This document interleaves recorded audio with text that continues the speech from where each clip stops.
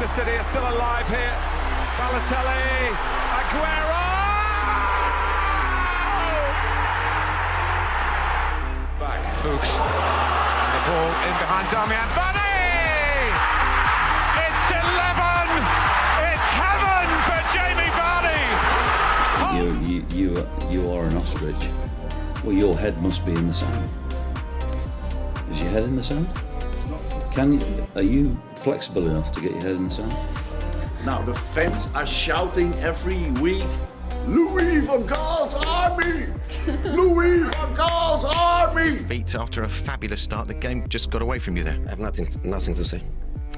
Nothing to say about the game at all. Drama from day one! This is the league we want to watch!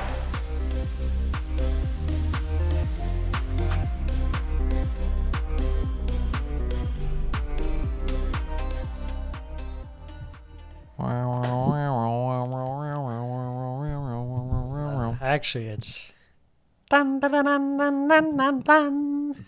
Is this some Dun, kind dun, of... dun, dun, dun, dun, dun. It's the Hankies. Ladies and gentlemen, welcome to the second annual Hankies. Cash. I'm glad that we could be joined by so many people here in this live studio audience. As far as you can see, the crowds have come from near and far. They had the capacity on this of 15K. Very Into very the expensive Globe. tickets in order to get in because it's such... The Globe Theater in Yeah, downtown Los Angeles. something like that. Here- We're in the Crypto.com arena. The Crypto.com arena. Not even the artist formerly known as Staples. Sam, how you been? It's been a week. We took a week off to recover I from... feel refreshed. Okay. I feel... You feel like Mr. Infantino? Today, I feel Refreshed. refreshed. No, I had time to cook, time to boil Yeah. up some hot takes, some I'm cold sure you did. takes, hand out some awards, dish out the awards. Yeah. Oh, you're dishing out the awards. You're dishing out the Hanky. Well, jointly, we each have a hand on the hanky as we hand it off to yeah. whatever I can only fortunate imagine. soul. I can't wait to hear your end of season. After the Hankies, we'll have to do end of season, beginning off season outlook. I need your top 5. So keep that in mind. Top 5 outlook kind of storylines to watch for. Okay. Keep that in mind as we're going. Okay. Let's start off first award. Normally we do our player of the season, Yes. but this year, it's Erling Haaland. Erlings, as some call him. You know, I heard a video where Jack Grealish referred to him as Earl, and I thought that was great. He kind of has a Earl vibe to him, let's not lie. It very much reminded me of Hank Yes. and the backstory and whatnot behind Exactly. just referring to me as Hank. And you're like, you know what? Exactly. Looks like a Hank. What do you mean? You've always been Hank. You Yes, always I will was be born a Hank. It wasn't until long ago I discovered I was a Hank. You merely adopted the Hank. I was born from it, molded by it. We got 4 for Player of the Year Mm-hmm. right here. Tried to, sprinkle it around in here. Here are the nominees. First candidate, Harry Kane. Next nominee, Martin Odegaard. Third nominee, Alisson Becker. And last but not least, this is a tough one. I sent you the guy who didn't make the list. It was Rashford. Just missed out over this guy, Kieran Trippier. Those are the 4 options. What? Should we walk through? Each one? Is there one that stands out to you? Is there one that's not deserving? I think everyone in their own right had a fantastic season, and in ways underappreciated. All 4 Yes. of these players, I think, at times. Yes. Very much maybe so. not underappreciated, but Their impact flown on the under team, the radar. relative to what Just- they were, just because just a little Haaland bit. was so good. Starting off with Harry Kane, 30-goal season. career season, Yeah. never got injured. The only downside was that he was on Tottenham. The only downside is his running mate, Son, was trash. Conte completely collapsed, got frustrated, It was threw it all truly a away. one-man show. They said, here's Oliver Skip to play alongside. You got him in the team. Yeah. Yeah, I mean, Harry Kane, amazing season. I was saying it for a while. I mean, I thought Tottenham would have been, I hate to say relegation because that's pretty extreme. They would have been around there. They would have been like 14th or 15th without him. Is that fair to say? Yeah. That's 30 goals. They would have been out the Chelsea window. tier. Yeah. Martin Odegaard. Tough to say who the best guy was for Arsenal this year, but it feels like Odegaard was the best player. You could say Saka, but I still have the West Ham missed penalty in my mind, and maybe that's not a good enough excuse, but it is for me. Saka had a little bit of a down swing. Especially when they towards the end needed of him the season. most. Yeah. I'd say Odegaard most consistent, but like you Yes. said, Arsenal kind of had the ensemble, everyone helping out. It's a team effort. Yep. So I think that's tough in that aspect. You didn't have just one guy shining like Tottenham did. Alisson, best keeper in the world, even though FIFA and UEFA and all these made-up awards that like to give it to people like Emi Martinez. Yeah, it's actually nuts. I mean, you want to talk about flying under the radar. This guy is, in my opinion, the best keeper in the world I think by a substantial margin. I think he cemented himself as the best keeper since Neuer, or following up Neuer. Yeah. And I think it's that close. And I think he doesn't really seemingly have a big personality. So I think it just kind of, people. It's weird because when you times think of he makes so many highlight reel plays, but all you ever really see or hear about, and it's bound to happen because goalkeepers don't really score that much. But I feel like the clip a lot of people will show you is just him scoring against West Brom. It's like, I get that, and it was important for Liverpool, but at the same time, like, he's done so much throughout these years. Like, I don't know. Right. Very underappreciated player. And last but not least, Kieran Trippier. Amazing Newcastle season. Their defense was the main key point, so it had to be a player from their defense, but also Trippier so much effect going forward, whipping crosses in. Yeah. Really, their whole transition into this new regime and rebuild really started with them picking him up, and it's like, okay, it's kind of weird that they would get him because he's, a bit older and stuff, but he still has quality, clearly. I mean, he's been better. This is better than he ever was on Tottenham, in my opinion. Yeah, for sure. Atletico, Who watches Atletico. them? Well, they don't even play Terrorist attacking. football. Yeah, they play Taliban tuchel ball out here, pretty much. Yeah. So for him to have the impact that he did on the team at fullback, yes, is hugely impressive. I mean, I can't think of any other player that had such an offensive impact. Yeah. While still being like a solid defender. As Trippier. Yes. Because obviously you have Robertson and Alexander-Arnold, but I think Trippier is just a complete player. Yeah. All around. 100%. The winner of the Player of the Year minus Erling Haaland award goes to Martin Odegaard. Wow, that surprised me. I would have thought Round of it'd be Kane. applause. The stats were there, and you can't fully blame Kane because his team's just so bad. But Odegaard, at some point it does boil down to team success as well a little bit, and Odegaard being the key cog for the team that was in first place most of the year. Such a big also put up amazing leap. stats, especially for a midfield player. So such a big leap in quality for Arsenal too this year. Okay, moving on. Manager of the year. Yes. People love to give it to Pep Guardiola, even though That's the dumbest shit ever. I said it. John Morley disagrees with you. That's like saying, who's the best? That's like giving the Manager of the Year award to like Dave Roberts every year because the Dodgers are good. Yeah, That's it's insanity. It just doesn't make any sense. It's like saying that the best tactical basketball player in the fourth grade team is the kid who's like 6 feet tall. It's like, no, he's just taller than everybody. Now Pep Guardiola just spends way more money than literally everybody else. Pep, let's see you at Sunderland, mate. See you at Sunderland. That's an official challenge from the Premiership Perusal podcast. Let's see you bring Sunderland back up to the Premier League.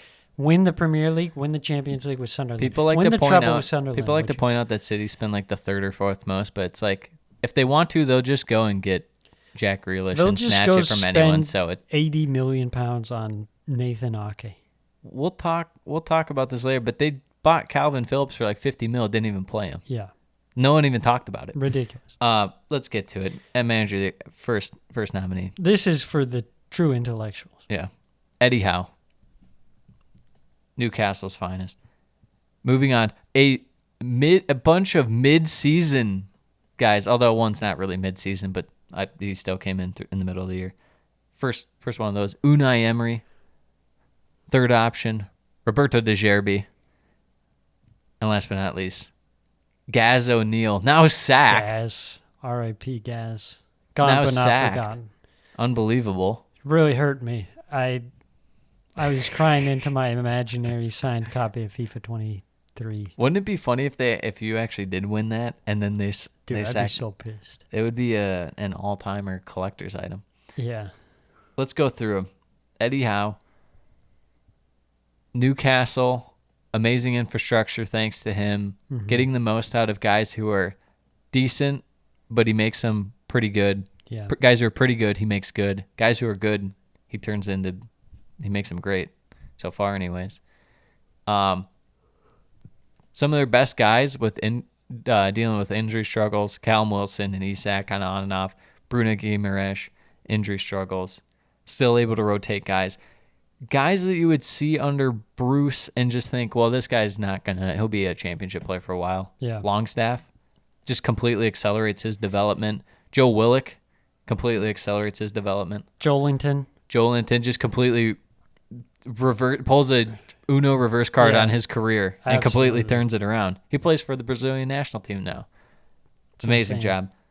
Unai Emery takes over a team, a lot of talent, near the relegation zone, untapped potential, gets their attack going. The defense solidified after he came in, playing an attractive style of football, okay, getting the most out of some guys, developing young guys. Really, the main guy that he's getting a lot out of, Ollie Watkins, tapping into that. Next up, De Zerbi. I think your eyes speak for themselves when you watch his style of football. He elevated Brighton to the next level. Yes. We saw their potential, Mm-hmm. and he elevated them. And last but not least, Gaz O'Neill, who everyone besides us had Bournemouth going down. Gaz O'Neill comes in after a rough showing at Anfield, strings some results together. Towards the end of the year, in the last 10 matches or so for a 5-6 game stretch, able to pull off 4 wins or so. Yeah. Huge. Keeps Clutch. them up. Clutch away wins as well. Yeah. Not easy given the fact Bournemouth, you might say not that much pressure on Bournemouth because it's Bournemouth. They spent a good amount of money Yeah. to help him. Got the new owner. Yeah, they spent a good amount of money. Not as easy to transition those guys from the winter window into the team. Yeah. Able to do it. Very impressive. What are your thoughts? Yeah, first thoughts, Eddie Howe, absolutely fantastic. I liked the appointment initially, but I didn't see it going as well as it did. I think the way we both thought would be it'd be good for about a year, Yeah. year and a half, and then it would just completely fall apart, and then they'd get some other guy to get in there and be a manager, Yeah. or he'd do enough to keep him up, then they'd bring someone else in. He would be the transitionary guy, the Moyes after Sir Alex Ferguson. Yeah. You know, kind of a fall guy, someone who's Yes. easy to fire rather than coming in with a big name right away. But Yeah. he's taken these guys, like you said, he's taken bad players, made them decent, taken decent players, made them good, taken good players and made them great. It's remarkable the improvement that Newcastle have made. Last season, they were like winless through like 15 games. Yes. Shout out our boy Steve just Bruce. a dead team. Bruce Ball. And now at the end of the season, they finish in the Champions League spots, and they didn't even just overhaul the squad completely. Like you said, they have this core of players that were still there at the Bruce days, and they've just transformed their games completely. Absolutely amazing. Unai Emery, probably the the best midseason takeover transformation I've ever seen. Yeah. It was night and day. You got Stevie G, complete moron, aim, Aim. bringing in Unai Emery. The team has swagger, confidence. They know their style now. You knew their talent, but they had no direction. He gave them direction. He gave them confidence. Much better side. Back into Europe now. De Zerbi took a team with massive potential in Brighton. Graham Potter led them so far, and you thought, it can't get better than that. But It did. De Zerbi came in seamlessly. Yes. Seamlessly, and came in and not only kept them on the same trajectory, but made them even better. They're a team that now scores goals for fun, when that was a part of their game that they somewhat struggled at. They have this super defined style that works so brilliantly for them, Yes. breaking down the press. Gaz O'Neill, backs against the wall, one of a true great underdog stories. No one believed in him, but Including me. he dug down, he dug deep, he got the results against all the odds, kept Bournemouth up, and Big was shout. rewarded by getting sacked. Yes. I think all four are very worthy candidates, but I'd have to say Eddie Howe. And the winner is Eddie Howe. Eddie Howe. Eddie Howe. Ooh. It's well deserved. We'll see if he can keep this up, how long he can keep it up. There will be a bit of transition as they It's going to be tough. get new guys in. They have the Champions League to worry about. Moving on, Young Player of the Year. So many options these days. It's at least 21 now at the start of the year. It used to be 23, now it's 21. Here are the options. Mr. Saliba. Mr. Bukayo Saka. Moises Caicedo. And Jacob Ramsey. Now, first initial kind of thoughts. Did I leave anyone off? Because it can't be Haaland because he's going to win Player of the Year. Am I leaving anyone off? And the last spot, I should say, thought about Evan Ferguson, but it was had some injury, didn't fully play. Yeah. I think next year might be the year he's top 4 for this. Yeah, for sure. Especially since I think Saliba will for sure drop out because he turns 23 already. Yeah. It's tough just thinking off the top of my head. Maybe how old Sean Longstaff? I think he's Does like he 23 or qualify? 24. Okay, I he think might be he's too he's on the brink. But But you got some Arsenal talent in there. Caicedo really emerging. Mm-hmm. You know what I was thinking about with Brighton this year and having Caicedo emerging? Kind of different player in a certain sense, but I mean, how tough is it to go from the beginning of this year with uncertainty about Brighton? You're like, oh, well, they had a really good year, their best year so far, and they finished, 11th last year? Mm-hmm. You're like, oh, where do they go? What do they do? They lose Mwepu to start the year due to his heart condition. Yeah. They start off with Potter. I think it's 3 wins, a draw, and a loss in 5. He departs for Chelsea, and then De Zerbi comes in and stuff. But this whole time, there's so many staples in the Brighton team, and Caicedo had to be top 3 Yeah. He was from excellent. the whole year. Probably go Gross, March, and Caicedo. Yeah. Yeah. Good and then picks Jacob there. Ramsey obviously kind of developing under Coming in hot. Emery with next to Douglas Luiz and John McGinn. He is allowed to kind of free roam at times and get a little bit more forward. You can really see he gets on the end of some balls and can get in the spots for finishing, also supplies some. I think the last game he had, 2 assists? So. Here's one more for you. Yep. Morgan Gibbs-White. Okay. Kind of became the centerpiece for Forest. For Forest, yeah. Pretty towards impressive. that. I agree. Who are you thinking is Well, going to line up here? I think for me, it's got to be Saliba. You saw his impact when he was in the team and when he was out of the team. It was just kind of like a night and day difference. And ultimately, probably cost Arsenal the title. No, it cost Arsenal the title as he didn't play Lord Kivior Well, over your guy, Mr. Lord Kivior Rob Holding. is goated. He is goated. Yeah, so. He won me a fantasy Premier League for crying out loud. Oh, the bench boost, I'll never forget. And the winner is...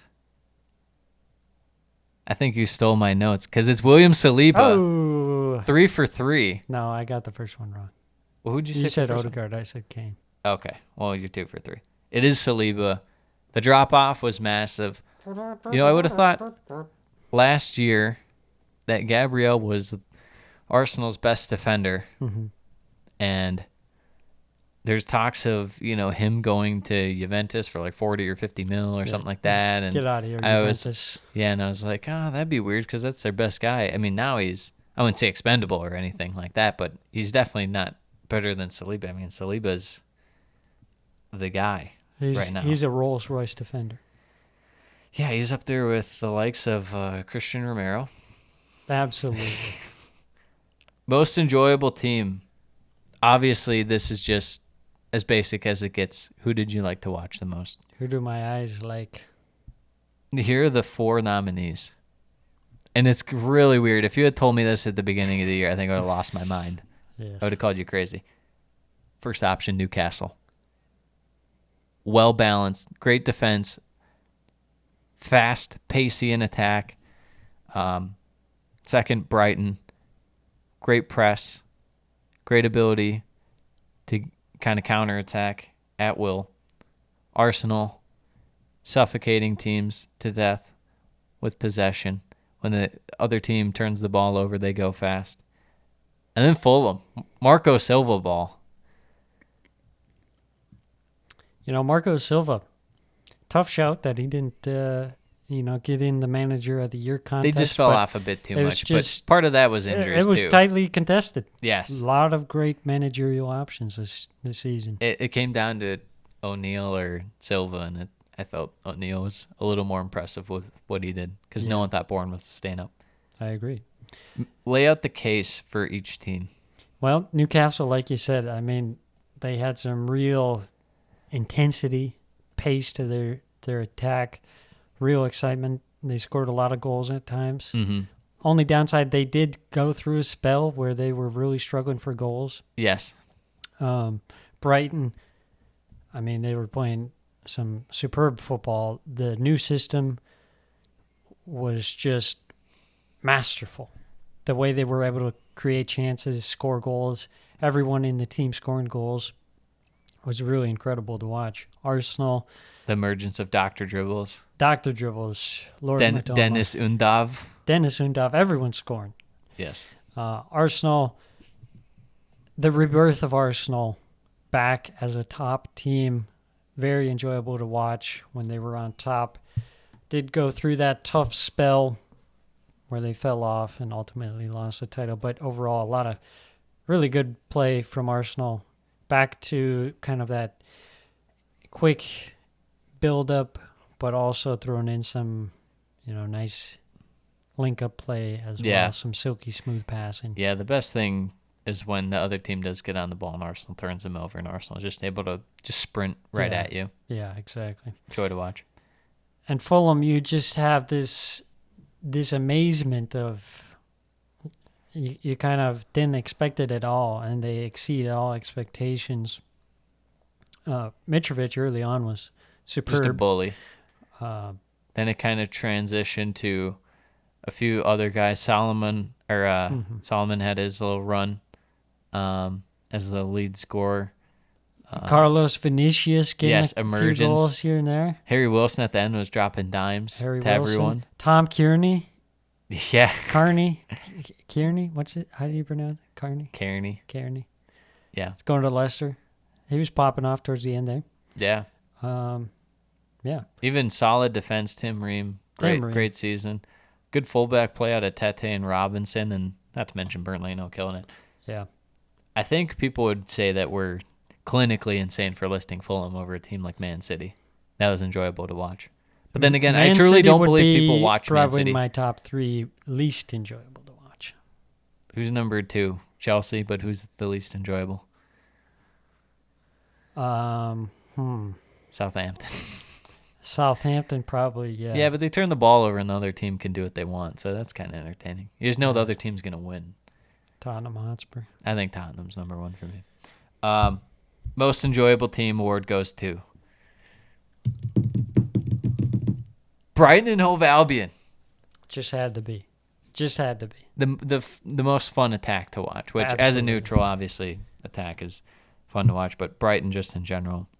Yeah, I would. Amazing. I'd put them in one of the teams of the decade to watch. Yeah. Probably. So we kind of previewed the Least enjoyable, but we'll touch on it. The 4 nominees: Tottenham, Chelsea, City, Southampton. I didn't want to get into it too much, but just give me your power rankings on those. Yeah. As far as what you're thinking. It's really tough. And now that we get into I pretty much gave it away. It's Tottenham, but the good categories where we make fun of teams and laugh at them. They all have kind of their own different thing. Tottenham, so reliant on Harry Kane, just absolutely no supporting cast whatsoever. Son Kulishevsky's good, but was hurt, and then they sat him, and it's like, how about we play Richarlison? It's like, or don't. Yeah, you got. Although to be fair, Richarlison might have been the best thing to watch about them because he's constantly offside scoring and taking his shirt off. Yeah, I think that would be that might make the case in for the funniest moment. Yeah. Yeah, and then you have Chelsea, just can't score at all, and not even in a comical way, just like a sad, depressing. You look at him, even as a neutral, you're like, oh my god, just absolutely clueless in the final third. Very 1-on-1 with the goalkeeper and scuffs it, rolls it wide. It's like, what was very that? Hard to watch. And then you have Man City, who for 95% of the game are incredibly boring, and then the other 5%. Like De Bruyne or Gundogan just do something amazing, and they scored 2 goals in 2 minutes, and they win easily. Yeah. And it's like, who enjoys this? No one. And last we have Southampton, who I covered. It couldn't be them because they're so bad that other teams are bound to do something exciting and look good against them. Yeah, that's true. But in terms of watching from a Southampton perspective, painful. Yeah. You got Chuck Alcatraz as the most electric player. Yeah, if they didn't buy him... It would have been lights out. Awful. It was one of the worst passing teams I've ever seen. Yeah. That's what happens when you don't have a 10, and then you also don't have a striker. The winner is Tottenham. Just having your best guy be a striker and no one really around him, but yet your whole play style is based on playing defense and just sitting back and then only counterattacking. Yeah. Against small teams too, that's bad. That's really bad. At home, you're sitting back against Leeds. That's bad. That's brutal. That's bad. Moving on, funniest moment of the season. We have Tottenham against Liverpool. That's a banger. The idea of Liverpool blowing a 3-0 lead to Tottenham. Richarlison, of all people, scoring the goal, finally takes his shirt off. And only to lose. Only for Lucas Moura to make a back pass to absolutely no one and Liverpool score. Haaland mocking Everton. That's more of a good meme of the season was it by Godfrey and he's doing that. Yeah. Yep, that was great. Conte's rant. I would bust out my Antonio Conte, but I can't top what I did a few episodes ago. Also a banger. And then I couldn't figure out a fourth one entirely, so I thought when Man U lost their first 2 games and they were linked to Arnautovic and Rabiot. Yeah. That was pretty good. I like that. I think just the whole Brentford loss wearing those green kits. That was awesome. That was awesome.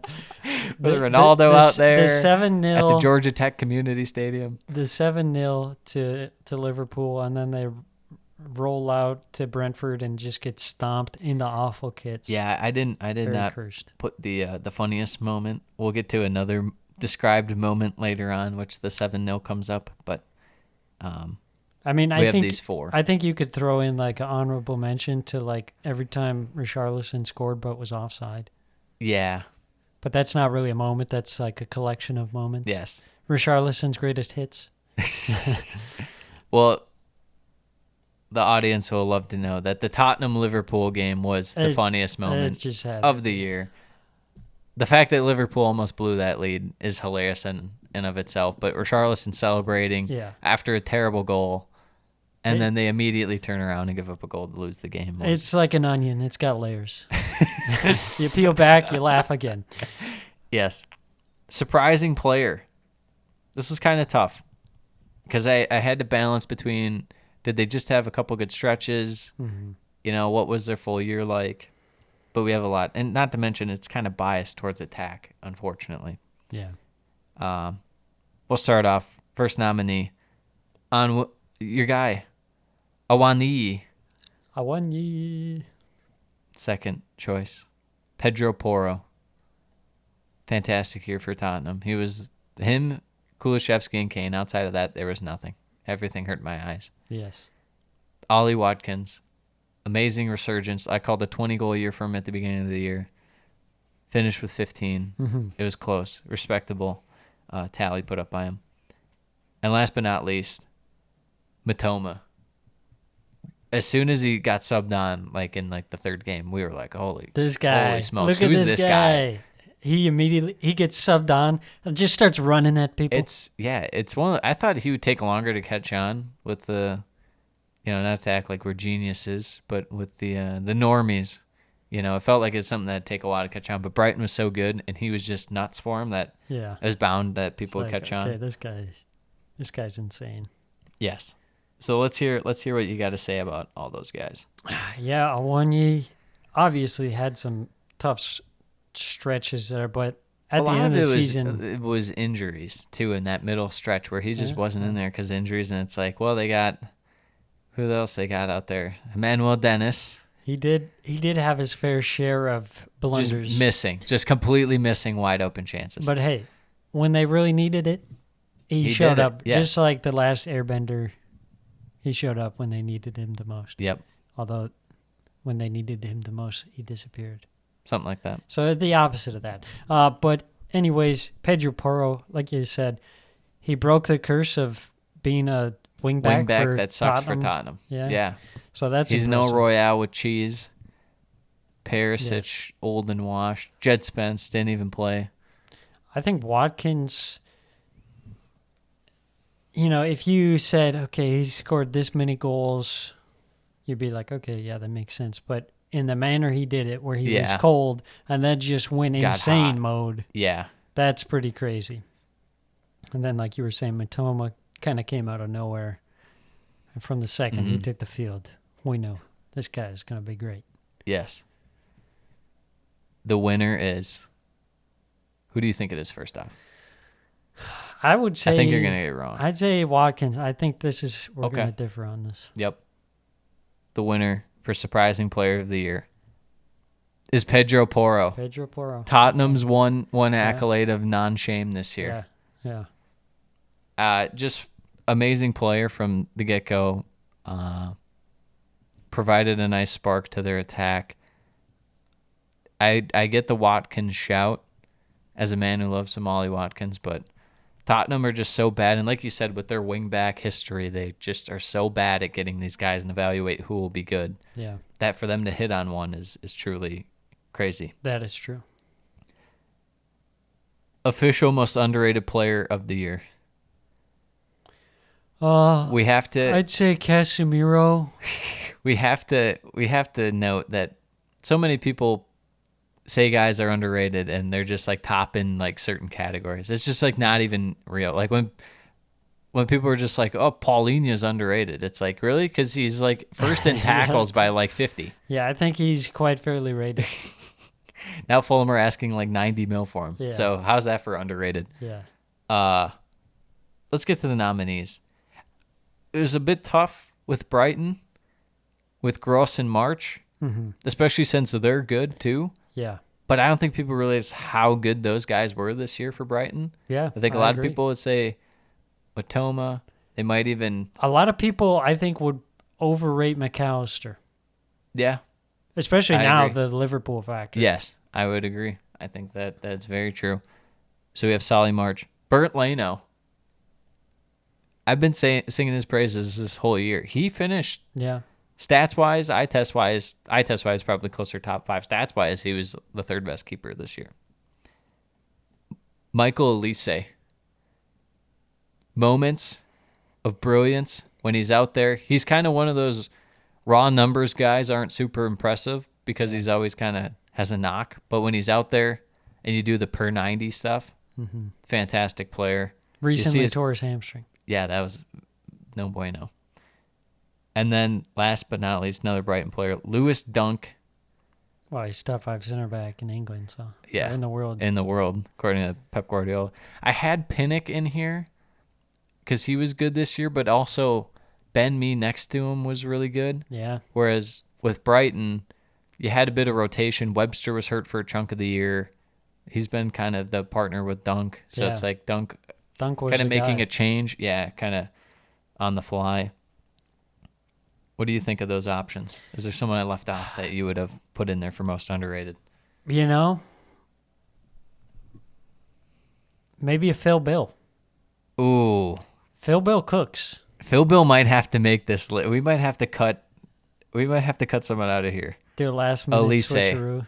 Phil Bill. My only problem Phil with Bill for Elise Elise. is that I think sometimes people see like he'll Clip have and people are like, have oh. a clip and he's like, and people are like, oh man, United have to sign him, and it's like he really would- needs to play like consistently for like a season or two before Yes. he gets that big move. But he does have a lot of potential. Yes. We might have a change as to who wins the award. Other than that, I'm trying to think of some other options. John McGinn, maybe. Yeah, I think the rough start threw me off That's- him a little yeah. bit just because, but that was Gerrard just blowing it with the team, making him be captain, not letting Mings play. There's a lot of pressure You could put make on a him. case for Tyrone Mings in the second half of the year Yes. as underrated. Villa's defense I've is a always lot been better. a Tyrone Mings kind of guy. Yes. Well, let's get to it.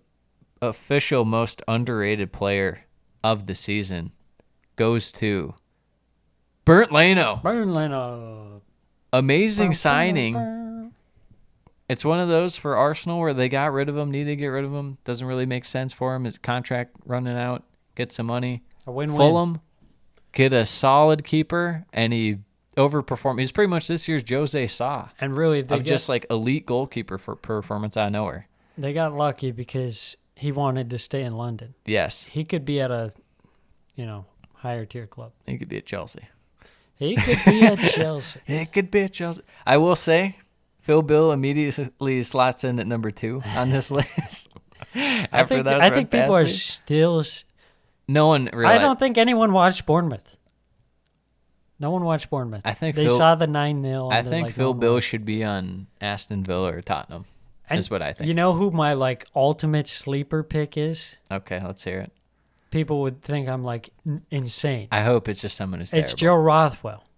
No, yeah, you've mentioned him I've before. mentioned it You're before, big. but when he was in the team for Bournemouth, completely better. changed the game. They were better. But no one actually watched Bournemouth, so no one would. I say also that. thought about putting Harry Reid on here for underrated because the stats don't show he's very good, and no one really talks about him. But he was great. Yeah, I like him. And I read some people making fun of the idea that he could get called up for England. It's like We've been singing his praise he's a for a fantastic midfielder. Just because he plays for Fulham doesn't discount him at all. Calvin Phillips was great for England, and he played for Leeds.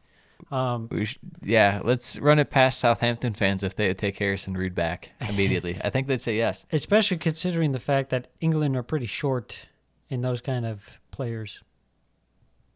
Yes, Someone who can just do the dirty work in midfield. absolutely. The why didn't he play more award. First option, Dan Bentley, goalkeeper for Wolves. Lord Dan Bentley, absolutely goated. He was, and stats show this, and our eyes saw this at the end of the year, was better Best than keeper Jose ever. Sa. Was better than Sa. Not saying a ton, but Did we skip a category? did we? No. We missed disappointing player. Mine's like readjusted then, because why didn't he play more ahead of disappointing? Oh, okay. That must have been a late addition. It must have been. Why didn't he play more? So we have Dan Bentley second, Benoit Badiashile, good defender for Chelsea. And they said, how about we just don't play this guy for no reason for 10 games. Mm-hmm. And then he comes back in and plays well against Bournemouth and they win a game. Yeah. Very odd. Soyuncu, I think a lot of Leicester fans very bitter that he did not play more this year. Even though he fell out of favor with Rodgers, he's clearly their most talented center back. And their defense. I don't know. Daniel Amarte is pretty good. fell out of favor with Rodgers, and Rodgers just said, yeah, no, thank you, even though he's their most talented guy. Plays at the end of the year, starts playing well again. Yeah. It's like, what could have been? Gets the move away. And my last option, I didn't send this one to you, and I was really struggling to find a guy who could really fit in here. So I had to go with the kind of a spot guy, and I don't know if he really fits in this, but I went Josh DeSilva. Plays well when he's out there, but he might just be a sub him on, starts every once in a while kind of guy anyways. Yeah. But we'll never know because he never gets an extended run. No, that's a good point.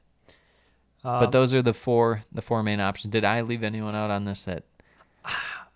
I don't know if Eze would fall into your category. He didn't play for... It's weird that Vieira didn't play him, but I think we all know that Eze is amazing, except for Patrick Vieira, amazing. who's going to take over Strasbourg, Todd Bowley's new favorite club. At times, towards the end of the season, Leo Trossard, but... Yes, true. Other than that, I can't think of anyone else who really fits into that category. You know there's only one winner for this, and it's the fact that he was better than the guy he replaced. Yes. It's Dan Bentley. Dan Bentley. Dan Bentley, come on. Wolves fans, you know it's true, and don't act like it's not. Dan Bentley's your guy for the future. Dan Bentley. Good meal. Good meal, Dan Bentley. Sign him up, Chelsea. Speaking of Chelsea, Dan Bentley? he's probably like 26. Yeah, I feel like he's one of those guys that's like 32 or something. He's Jason Steele mode. Yeah. You mean Lloyd Christmas. Yeah. How come he wasn't in the most surprising player? He could have been. He didn't play that much towards the end, but it definitely could have been. I think it's because his haircut was so surprisingly bad. How old's Dan Bentley? 29 years old. Yep, we knew it. We were on the scent. Peaked too late. he's going for the Gigi Buffon career. Yes. Disappointing player. We'll start off. We have 4 very solid nominees, and some people better count their lucky stars that they were left off. Yeah. Because it easily could have been a list of like 12 guys. Number 1, Manchester United's new signing, Mason Mount. The 50 million man. Proper Chelsea. Can be up to 60. Up to 60. Yes, it's 50 plus like 10. When in he add-ons. wins the Ballon d'Or. We'll get to this whole Chelsea saga at the end. I don't know what you're talking about. I love unwanted Chelsea players. Son Heung-min, number 2. Very washed. Number 3, Anthony, Ten Hag's man. If there was a Hanky for most spins, he'd win it. Le spinny man. He spins. And number 4, it hurt my feelings to put this on. I don't even know how I like this guy. Because he's not likable. Yeah, I think it's because everyone's punted on him. Yeah. And now I'm really in the redemption arc for him. He's got some... Darweezy Habibi, a.k.a. Darwin Núñez. He's got some meme tier value. I think it's because everyone compared him to Holland, and anyone with a brain knew he wasn't going to be Holland right away. Yeah, exactly. What are your thoughts on those 4? And is there one person that would be more deserving to make it than any of these guys? You know, these are all fantastic picks. And for some reason, all of them seem to get away with underperforming. Yeah. And I would say the biggest culprit of that was Le Spinny Man. Le 100 million pound man, after United just blew a ton of money on another disappointing player, Jadon Sancho. Agent 007. Agent 007. So tell me again, United fans, why you're protesting your owners. They're spending a ton of money on these guys that are absolute dog dookie. So keep protesting. Yeah, Glazer's out. Glazer's out! Glazer's out! Boot Veghorst. Boot Veghorst. I think you're bored.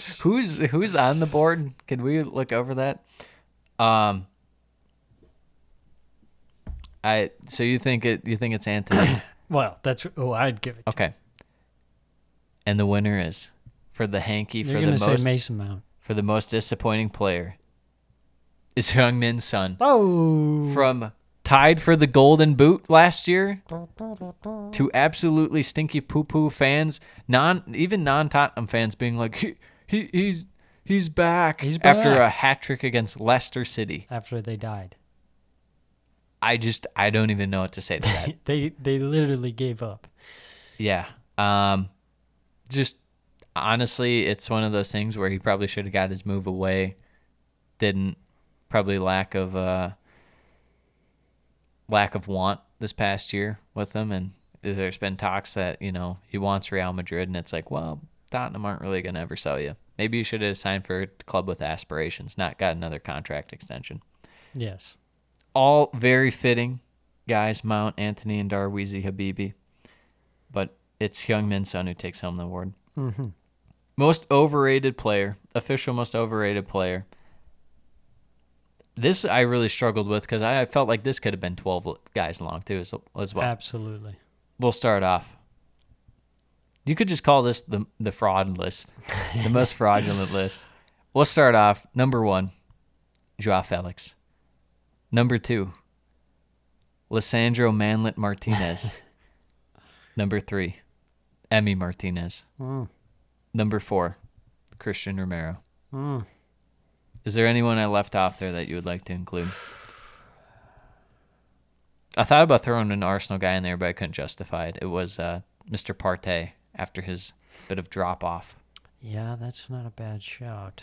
But, I mean, he was fine the first part of the year, and then he just, literally, I don't know what happened. Yeah, that's true. There's way too many guys ahead of him that were definitely more deserving of most overrated. Let's talk it through, Sam. Joao Felix. Yes. He came in on loan. It's got to be tough in the winter window to just get loaned to a team, especially when Chelsea's still in the Champions League, but it's clear they weren't gonna qualify for the Champions League again next year unless they won. Mm-hmm. There's still a chance for Europe when he got there, but fitting in the team, debut red card. Next game back, he scores a amazing goal against West Ham, little run, little dink. Mm-hmm. Hit the post 4 times. It was very odd. Refused to pass to guys who were wide open. That's my biggest issue. He would never pass. Lissandro Martinez came in, struggled, had good stretches at times. I feel like this is a little harsh. Okay. Had good stretches at times, but United defense, was it really that special? No, given what they spent on him. I think it became so hard pressed that when United had a big game and he did all right, and the other team scored 1 goal or no goals, it was very much look at the way that Lissandro bossed the game. But they don't talk about Lindelof, who's just as good in certain games. True. Or Varane. So I don't know. To me, I felt like United's defense wasn't that great this year, and when it was good, people had to immediately be like, see, look at, and it was Lissandro. It's okay, that's very odd. Emi Martinez, who apparently is the best goalkeeper in the world, and the stats nor my eyes tell me that is the case. I agree. Just because he had a penalty shootout save on the big stage. Because he's got that personality factor. I've never mentioned on this pod, but him dyeing the flag in his hair might have been the most cringe shit I've ever seen in my life. I agree. Last but not least, Christian Romero. Tottenham fans will fight us to the death on this. How do you say this? He's a really, really poor man's Rudiger. In terms of, he doesn't give a fuck in terms of he'll make a tackle anywhere, he'll run anywhere, he'll run with the ball forward. He's a shithouse kind of player. He's going to get in your face and get under your skin. But he's not nearly as good, so it has less of an effect. He's a little closer to Rudiger than Liancow, but he's on that spectrum of Rudiger to Liancow. Wow, that is fantastic. It's the shithouse center back spectrum, and he's like a 6. Rudiger's a 10 because he's a world class. Liancow's a 0 because he sucks. Yeah. Romero's like a 6 or 7, but he's not as good as people think. That's all I'll say. What are your thoughts on this? Yeah, Romero, just not as good as what people say he is, or what they thought he would be. Mm-hmm. Sorry, run me the list again. Joao Felix. Joao Felix. Lissandro Martinez. Most frustrating guy to ever watch. Emi Martinez, Christian Romero. Yeah, Emi Martinez and Lissandro Martinez. That's right. The Martinez brothers. The Martinez Bros. Joao Felix, super frustrating to watch. Has the football IQ of probably about 6. that might be 6 too high at that point. Emi Martinez, one of the most unlikable players, and just not that great. He was at times really good, but this season I thought not so much. He was pretty poor in the air. Lissandro Martinez, he's a short guy. I'm a short guy. We stand together. Stay Unbelievable. Is a Napoleon complex of standing in solidarity. I just think people were memeing on him so hard, like when they bought him, that it's hard to say he's overrated. Yeah. But I do get the whole, like, people saying he bossed it. It's like, okay, well, he made one tackle. Yeah. And then, like, he also got ran past. Yes. So let's I don't know calm what down. we're talking about. Yeah. The winner for the most overrated player, and you can just see it by the fact his values dropped off and they won't take him back. It's Joao Felix. Yes. I don't know Absolutely. how he's ever worth $100 million at some point. I wouldn't pay Shocking. 40 for him. No. So I wouldn't pay anything for him. I don't want that guy in my team. Ever. what about if you're Wolves? They No. love Portuguese guys. I don't want them ever. Let's go to worst signing. Yes. Number 1. I can't believe Anthony's not on this list. I'm outraged. Do you want him over Cucurella or Mudryk? Because Mudryk came in halfway through the year and is a mess. We'll put him over. I don't know. We'll put him over Mudryk. Number 1, Anthony. Number 2, Richarlison. Number 3, Mark Cucurella. And last but not least, Calvin Phillips. Put a little shout for your boy Fabio Vieira, who I don't think I watched play except for their game against Brentford. Yeah, he was really bad. Yeah, people meme on Mudryk, but tough circumstances. It's hard. Like I said, with the winter window, when you come into a team, it's you're coming into freaking Chelsea. Yeah, they can't score. 2023 Chelsea. You dangle like Andy Robertson one time and have a shot hit side netting, and everyone thinks you're great. I mean, as much as I love the memes, I don't think it's fair to call him out. I think he's got plenty of time to develop. Richarlison, top tier.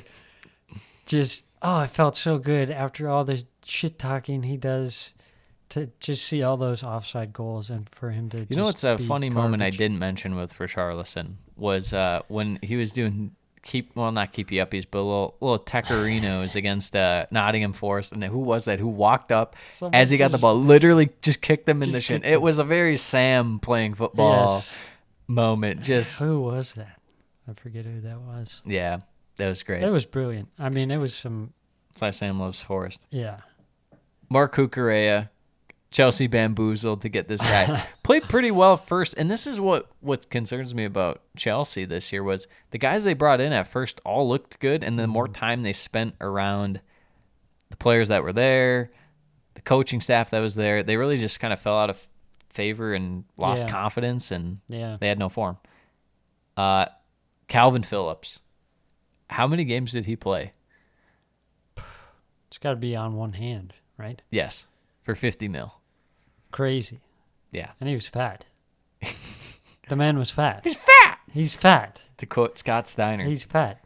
This is really tough. This is a really tough one. It's tough. They're all kind of bad in their own way. Yes. Cucurella, I know he had some personal issues, so I know. He kind of gets a pass on that. Yeah.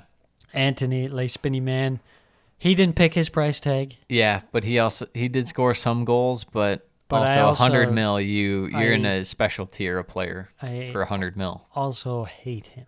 So there's that. And Richarlison, I also hate. Yeah. Calvin Phillips, you're fat. Yeah. No, so he came in with injury too. It was a very, very tough choice to pick between. But the winner of worst signing is Richie Richarlison. Yeah, he's got to be. I mean, he was an established... It was between him and Calvin Phillips. He was an established player, established goal scorer for Everton, and then to come in and... Do nothing. He just did nothing. Literally nothing. My guy got outperformed by Reece Nelson, who played 2 20 minutes the whole season. Yeah, that's brutal. Let's move on. Most inexplicable moment. First option, Nathan Jones hiring. Comes in. He goes on weird tirades. He throws the team under the bus immediately. He was never a part of the team. Yeah, just sacked before the end of the year. Pretty much got Southampton relegated. Second, Tuchel versus Conte / Anthony Taylor ref ball to start the year. That was insanity, the whole thing. The missing of the hair pull, Tuchel running down the sideline to celebrate in front of Conte and Tottenham, them shoving each other, and then also the handshake at the end. You know it's bad when I'm shouting injustice for Chelsea. Wout Foss own goal galore. Oh. The back-to-back own goals to lose your team the game is, looking back, that relegated Leicester. That's pretty incredible to think about. And I couldn't really think of a best fourth one, but thinking about it, the more I thought about it, it made sense. Woy ball of Roy Hodgson to just come in.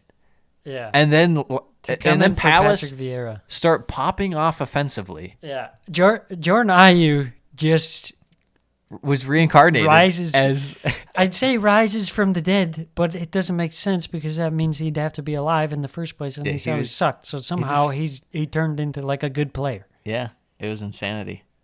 Which of those makes the most sense? Which of those is your least favorite? Well, I gotta say my favorite, Nathan Jones. I mean, that's an all-timer.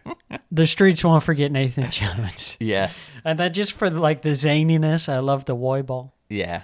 Because it just really didn't make any sense. Mm-hmm. Wout Foss own goals. The fact that he was like Liverpool's leading goal scorer for a stretch there was really funny. It was like post-World Cup leading goal scorers, Wout Foss. Own goal. That's a banger. That was amazing. But, I mean, that referee scandal at the start of the season was nuts.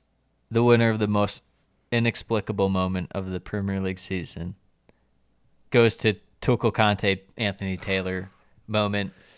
The whole thing was like, it was just a social pariah for how long. It doesn't feel real to this point. The whole like terrible calls, Tuchel Conte getting into it, celebrations in front of each other.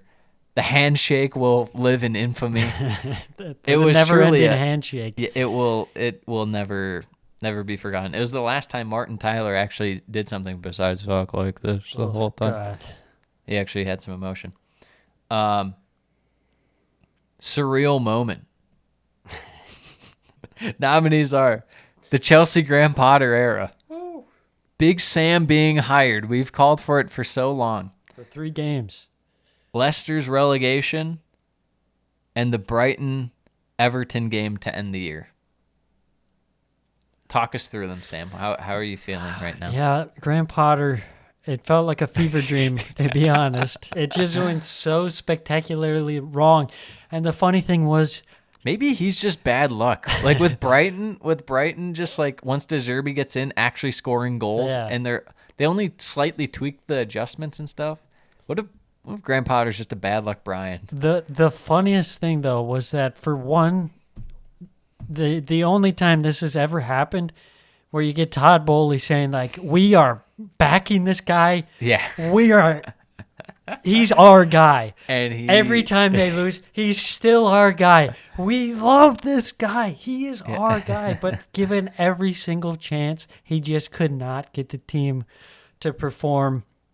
And that was absolutely brutal to watch because you knew where it was going. Yes. But they just kept trying to make it a thing, but it just wasn't ever a thing. Yes. Big Sam for 3 games. Very strange. What are Leeds doing? They freaking... Javi Gracia. That was insane. Leicester getting relegated. That's a toughie. You hate to see it. Everton versus Brighton. Yeah, that's another one that it was completely out of left field. Yeah, I mean, Everton just popping off and scoring on every single counterattack they had was... Dwight McNeil dribbling the ball into the net. Like, when would that ever happen? Yeah. Special shout out to when Forest were playing terrible and everyone said that they were going to sack Steve Cooper, and then they went out and extended his contract. That was awesome. That was great. I guess I didn't have the 7-0 in here. I thought I did. Well, we'll count that as part of the other one. I should have won an award, but I didn't. Okay. The ultimate surreal moment of the season. This might shock you. It might shock the audience, and it's just me, but this is the Hankies for a reason. Big Sam being hired with 3 games to go out of nowhere. We've called for how long for some team to just, who's the Big Sam team? We always say that to start the year. And we didn't pick Leeds this year, I tell you that much. And the fact that they thought there was some chance that it could work is like insane. That was never going to work. No, it wasn't. The How Does He Get Playtime Award. Truly a prestigious award. And this award may be named after who wins this, because this is a first-time thing. First option, Neil Maupay. Second option, Diego Costa. Third option, Wout Weghorst. And last but not least, I was going to put Pat Bamford, but I can't have all strikers. Remo Freuler, who sneaky played a ton of minutes for Forest and was actually just bad whenever I watched him. I looked at his stats, and he was one of the worst midfielders in the league. So he's up there. Talk me through it. Who are you feeling of the 4 horsemen of the apocalypse right here? These are all how do these guys play? These are fantastic options. Yep. How does he get time? Neil Maupay. I mean, he played. By the way, I qualified this with played at least 1,000 minutes. Okay. Neil Maupay played 1,000 minutes this year. Yeah. You believe that? That's insane. But also equally insane is that Everton actually paid money for him. 15 mil for that. Just insane. How could you look at this guy and say, yes, this is our guy? Although, my club just went out and paid £65 million for Kai Havertz. But, it's there. We don't look at these things. There. Yeah, he's awful. Diego Costa, what are you thinking? What are you thinking? This guy, you're like wheeling out this guy's corpse onto the field and expecting him to do Diego something. Costa things, which he did. He did at one point to Tyrone Mings. He did get a red card. Let's see, where am I at? Wout Weghorst. You're bringing in a guy from Besiktas and think that he's going to score? Get out of here. Couldn't score for Burnley. And then you have Remo Freuler, who, like you said, played a lot of minutes and just was one of the worst midfielders in the league. It could have made a fifth option for Pat Bamford, but to be fair, Leeds had no one else to throw up top because they loaned out Joe Gelhardt like a bunch of dum-dums. Their own fault, yeah. This award will be named after him. How Does He Get Time Award, the first inaugural one, will now be known after this winner of the award. It is Wout Weghorst. The Wout Weghorst. The Wout Weghorst Award of How Does He Get Time. Congratulations, Wout. Step on up. We're going to have to make a bust of your face on this hanky. This is insanity. This guy he wants to stay on. Yeah. Yeah, I think he does. I can't believe he didn't score. He didn't score. He's a striker that got brought in for half a year. Yep. And did not score. Just to plug up the gaps. What does he do? Even Fellaini scored when they put him in there. I'm sure, I don't know this for sure, but I'm going to just say it for the sake of saying it. Stephen Cocker scored when he was Liverpool's emergency striker. I don't think he did, but you know what? He might have. Wout Weghorst definitely didn't. That's for sure.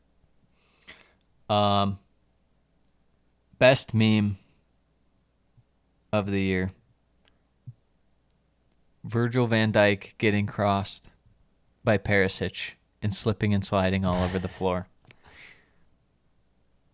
Mr. Tyndale on Newcastle putting himself into every handshake in every possible way. He just gets his way in there, taking all the credit. Todd Bowley. We already know what a good meal is. Good meal. I had the fourth choice is Man U title charge. Yes. I'm going to change it to 7-0. Official. I'm changing it to the 7-0 The whole combination. Yes. Talk me through it, Sam. What are you thinking? There feels to be two real strong candidates. Man U title charge when they had +6 goal differential. Yeah, but we're dropping the title charge. And it's just okay. It's Well, solely I 7-0. just wanted to bring that up. Talk through it. I just wanted to bring that up because it is a good meme. I won't forget that ever. You got Arsenal and Man City, and then you got freaking Man U with +6 goal differential 3/4 of the way through the season. Yeah, then you got Todd Bowley, the GOAT American coming in and just doing crazy stuff. Just ruining what he was doing. Wants an all-star game like a weekend, Yes. and then he's handing out 8-year contracts that The UEFA has to make loophole. they change the rules. They have to. They change the Bowley rules. They got a whole pamphlet on rules they got to change because of Todd Bowley. He's just such an outside the box thinker. He's such a genius. Tyndale, I don't know. I feel like I have a blind spot to this. I missed this meme. Virgil van Dijk, big man going down. And he's slipping. It's He's always sliding. funny. It's kind of like seeing an old person tip over. When it's a big guy falling over, it's also good. I don't know if I find old people falling over funny. In America Funniest Home Video style kind of humor. It got the like clown music playing. Yeah, Middle-aged dad. It's like a guy pushing his kid on the swing and he slips in like mud or something like that. Yeah. Yeah, old, not like an 80-year-old man. In the mud, and then the kid. That's not what I had in mind, like a guy falling in the shower. Look at this guy. He broke his hip. What an idiot. Not what I was going for. So it really comes down. It really comes down to Todd Bowley and the Man U 7-0. Let's talk over 7-0. Let's talk over 7-0 real quick. How often does that happen? Especially on that stage. It can't be forgotten. The streets won't forget that. Yes. The winner of the best meme of the 2022-2023 Premier League season. Good meal. It's got to be it's Todd Bowley. The Bowley Award at this point. I mean, I don't think anyone can ever. He's trying to not do it for 20. He's trying to not be in this position for 23-24 by making sales. But unfortunately, he did what he did. He paid a lot for Graham Potter and then had to sack him. He brought in a bunch of trash players on big contracts. It's a very bad rebuild by Mr. Todd Bowley. But he's here for a good meal. And he got a good meal. He got a hanky. Yes. Last but not least, the last hanky, the most prestigious hanky to all of us. Yes. Here at the Hanky Academy. The Willie and Jose / Sanctosin Award, who will be added to this list. It's the guy you forgot. You forgot that he was in the league, and he's already gone. Gone but not forgotten. The nominees are Lucas Moura, Andre Ayew, Artur, and Miroslav Orsic. Couple notable names left off. Naby Keita could have been on there, and Donny van de Beek could have been on there, but they were left off. There's a lot to unpack. Lots to unpack here. This took a while. I put the most time and effort into this one. Just know that. Lucas Moura at one point was propelling Tottenham into Champions League finals. Yes. Now he's just dribbling straight ahead against Leeds, and they let him score like a Make-A-Wish kid at the very end of the game. Yes. To close out his Tottenham career. Andre Ayew. Thought he retired 6 years ago. Yeah. Nottingham Forest said, "Come on in." Who would have known he's still around? But he came back. And he sucked. And he sucked. He did suck. He did suck. And he played way too much. Then you got Artur on loan from Juventus. Possibly the worst loan signing I've ever seen. How many minutes did he play? He didn't play at Anfield. Didn't play at Anfield. I feel like I saw him get subbed on once early in the year. Yes. Very early in the year. And then he never played again. Yes. And then you got Orsic. I don't even know who this guy is. Croatia World Cup hero. Signed probably for their best player. Southampton. Signed for Southampton. Played 5 games. And he just never played again. Was playing with their under-21s. It's a yikes. All right. We're going to add to it, Sam. Right here. Mm-hmm. The Willie and Jose Shanktosin and now Andre Ayew Award. Oh. Andre, your bald outta head ass up Get here. out of here. Get your The award. fact that I had to watch a game that involved two IU brothers in 2023 You know what? offended me. You know what's crazy? Artur was so good that he wasn't allowed to be. It was like Bonds isn't allowed in the Hall of Fame for steroids. This guy played like literally 2 games and was out the whole year with injury. And it wasn't even like he's like, yeah, I got a minor injury. And they just never played him. Thing. And they're like, you can go back to whatever damn club you came from. Yeah. Barca, Juventus, wherever you're from. Amazing. He's one of those guys that actually just snuck in and is not a professional player. And no one caught it. And they're like, who's this guy? Well, the Willie Mays Hayes. This guy's been on the team for like 3 years. That concludes the Hankies. Moving on to wrap up the pod, Sam. You have 5 storylines you want to watch out for, or you just want to talk about recent news real quick? Because you said you had some takes to unload. Oh yeah, lots of hot takes. Should we talk about the main transaction between? I guess Chelsea's the team to talk about. With Chelsea's on the fire sale. They're finally selling all their guys. I think the funniest thing about this to me is all these pundits acting like Chelsea weren't going to offload these guys. And then when they do, they turn around and they're like, oh, they have no one. And, oh, this. It's like, yeah, that's part of a fire sale. You got to sell the guys and then you can buy them because you don't have any money because Todd Bowley spent all his money so far. It's tied up in 8-year contracts. Yes. So, unfortunately, yes, we do have to offload dead wood before we can sign guys, but this makes sense. I mean, Mason Mount signed today officially for Man U. Mm-hmm. 1 year left on his contract. I feel like Chelsea fans are really odd about this. For Mount and Havertz being like, they're rats and stuff like that. It's like they weren't playing well. They didn't mesh with the style and direction your club wants to go. You just move on. It happens. Yeah. But this whole like idea Chelsea are a small club for selling these guys now, it's like, that's a bit weird. You know who's better than both these guys? Juan Mata. You know who Chelsea sold in his prime? Juan Mata, the Man U. I just don't see a problem with it. No. You have to raise funds somehow to get different guys in. It clearly wasn't going to work. Yeah, why would you keep Mount underperforming players if you can get great fees for them? Yeah. I think Mount will be fine at United. My hot take, I guess, is that Havertz will be better for Arsenal than Mount for United, but that's just me. I mean, the fact that Arteta wanted him so badly. Well, you can see where he'll fit in. He'll just fit in the Xhaka role. Right. And Xhaka's not playing that much defense, but you have to do a little bit. That's what I worry about with Havertz in that spot, but it's not going to be that bad. Yeah, I mean, it's really interesting. Maybe Arteta knows Havertz's best position. Yeah, I think. Because it wasn't striker. I think Havertz will be more of a supplier than we saw him at Chelsea. Yeah. That's partially just because people at Arsenal could finish, people at Chelsea at the last year couldn't. But also, I don't think he's going to be in spots where he has to constantly score. Yeah, I would suspect he gets somewhere 5 to 10 goals and somewhere between like 8 to 13 assists or so is what I would suspect. Mount, on the other hand, this feels like maybe they'll put him in the Eriksen spot, but then that requires a lot more defense out of him. Yeah, I was thinking about that. I was like, I don't know how he fits into this team. Yeah. But that's kind of the United style. You just buy guys because you think it's value. Guys. But 1 year left on his contract. Todd Bowley sells him for about 50, 60 mil, somewhere in that range.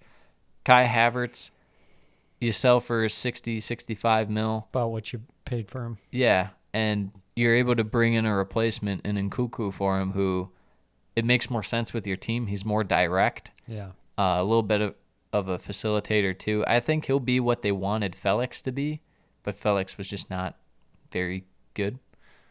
Yeah. We'll see. I think that the signings for Chelsea, or the outgoings rather, make plenty of sense. I think they've created, I forget the number, but they created an insane amount of reduction in just salary alone to get rid of these guys. No, it's been a very impressive display of, moving on guys and not just forcing them out for like chump change. They're getting good fees for these guys. Yeah. But also, we'll talk about the Saudi thing, but you were about to be upset about Chelsea abusing the Saudi thing, but it sounds like Partey will be departing. That Hey, would be fantastic. you know what? You know what? I'll tell you what. If the Saudis are here to help, let's do business. Let's do business. Put the money on the table. Which and is let's which shake is hands. so funny that people, and I'll go back to the pundits like Neville, especially Gary Neville right now. It's just like he seems so like butthurt about this, like because United can't offload their guys when they suck. They're just like, but then Chelsea offload their guys when they suck, and they're like, Well, I see where people get upset is Newcastle and Chelsea potentially having ties to Saudi Arabia. So it draws into question the integrity. Well, what's whether weird is they're really linked further than what they actually are. yeah, And, I mean, Newcastle was bought by Saudi Arabia. yeah. What are we talking about? Yeah, We already knew murky. that. Not to mention, if you're doing Saudi Arabia at this point, what's the difference between City and PSG? Obviously, PSG different league and stuff, but the same thing. It's Oil state. it's dirty money. Yeah. It's dirty money. So Shady dealings. yeah, what are you? Man U's trying to get bought by Qatar as well. £6 billion. What are we talking about, people? It's Try and sit there and insane. have morals. Yeah. Shut up. Shut up and take my money, Todd Bowley says. Take it. No, very impressive display by Chelsea so far. As far as Arsenal, another major signing, Declan Rice, 105 mil. West Ham fans Good meal. wishing he would go to Man City frustrate me. It's very odd, the idea of like cheering for City. Yeah. I sent you that popular tweet that went around. It's like top 6 clubs support City because it's like one of the little guys. It's like they're owned by They're literally oil money. What are we everything- talking about? Everything against the little guys. Yeah, it's just the most insane thing. People defending City. Good signing for Arsenal. It's a lot, but it has to be done for a player of that quality, even though he only had a year left in the contract. Yeah. What- I mean, you gotta pay what you gotta pay for one of the best in the world. Also hilarious, United thought that they were in the race for Declan Rice because they were getting Mount. Meanwhile, they won't let Ten Hag spend over 100 mil this year because he blew a wad on Anthony. United being like, we'll throw £50 million and 2 players. McTom and Maguire. Yeah. Thank you. I'm sure West Ham would like that very much. Because these things happen all the time, where you exchange money and a player. When does that ever happen? I can't think of a time that has They're ever trying happened. to pull a Todd Bowley, think outside the box kind of thing. Yeah, well, that whole saga was frustrating. A lot of it, West Ham just trying to. I don't drum up blame West business, Ham too, which trying to. you can't argue, fault them.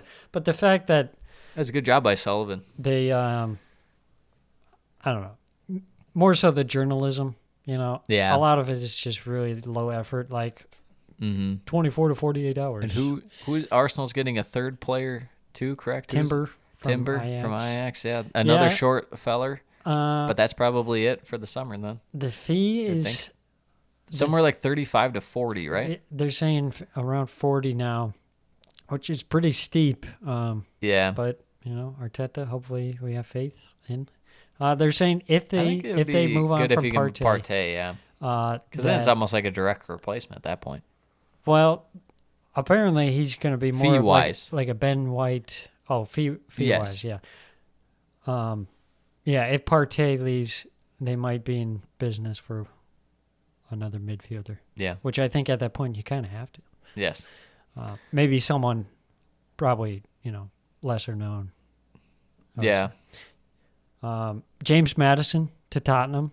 Great signing. Great business. You'll never hear me say this ever That again is a about great Daniel signing. Levy and Tottenham. Amazing business. 40 mil for Madison. Fantastic. If you're able to keep Kane, you have Kane, Son, he's bound to at least be better than last year. You have Kulishevsky out wide. You have Madison. You have a nice 4-2-3-1 formation set up. Yeah. Then it just comes down to can Højbjerg and Basuma do it in the middle while Bentancur, you're kind of waiting for him to come back. We'll see. Yeah, I'll be curious to see. I feel like there might be a little bit of a getting used to period. Kane obviously likes to drop in kind of towards that number 10 role. Yeah. And see how they link up, but I think, once they get Kane some and Madison chemistry, will they'll be cooking. Will be good. Which I Absolutely. hate to see it. Tottenham with a goalie signing too, getting I looked up his stats. Pretty good keeper for Empoli last year in Serie A. One of those guys where his distribution isn't very good, but just as a pure shot stopper, Yeah, it's really good. solid. So Yeah, I like that decision rather than spend like 40 mil on Raya because Yeah. Brentford were playing hardball. It's like, move on to another target, especially at goalkeeper. I agree. That's good. Yeah.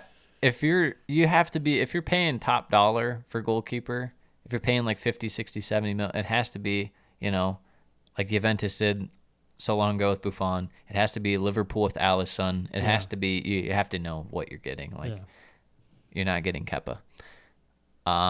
Otherwise, take your shots on 15 to 20 million euro guys.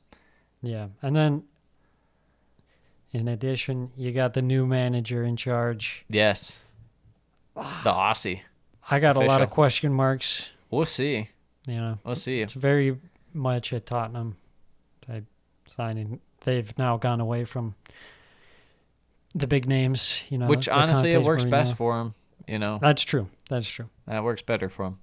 So we'll see. Tottenham off to a pretty solid start. Chelsea off to a good start. Arsenal off to a good start. City. Kovacic signed in for City. Yep, Kovacic to City. Gundogan officially gone. So there's your like for like swap, if you will, I guess. Gundogan for Kovacic. But I think they're gonna really miss Gundogan. Yeah, 100%. I think Kovacic last year in Chelsea was a bit not very motivated. I think that the talent's still there, but he is about 30, so we'll see how much time he has left. Yeah. But there's always one thing that you notice with Kovacic compilations, and even when you're watching the games, it's always the final shot or final pass is not that great. Like 1 out of 5 is what you need. Until he volleys. It's the dribbling. It's the dribbling. Goal. It's the winning the ball. That's fantastic. But they have him doing that. Props to City. Yeah, I don't see how he can replace the creative aspect of Gundogan. I agree. Maybe they ask a little more out of Bernardo Silva. Yeah.